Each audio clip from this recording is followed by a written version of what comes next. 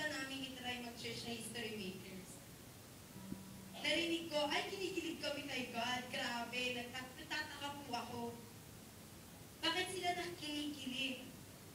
Noong unang attend ko, nakalala ko, hindi ko po alam kung anong nangyari sa akin.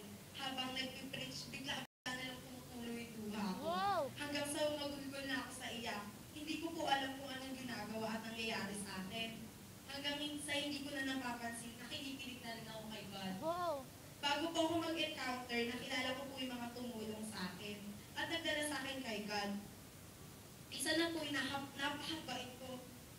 Cell leader, maalaga, syempre maganda yun. Amen. Yun si Ate Kayla Castañares. Wow! Sa lahat ng History Makers, kila Kuya Carlo, sa mga words of encouragement na binigay niyo sa akin, sobrang laki po ng impact nun sa buhay ko. Dahil doon natuto ko mag-share ng words of God. Wow! And finally, na-encounter ko na po si God. Wow! I encountered God. Grabe po ginawa niya sa akin. Halos basagin ko po yung tiles. Na-realize ko po na si Jesus namatay para sa akin. Wow! Namatay siya para ma-save. Para ma-save ako, para mabayaran yung mga kasalanan ko. Binigyan ako ni Lord ng bagong pangalan.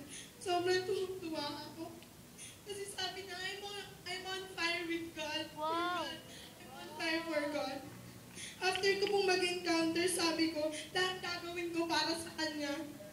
Alam niyo po, sa encounter ko lang naintindihan yung purpose ko. That is to win souls and make disciples. Wow!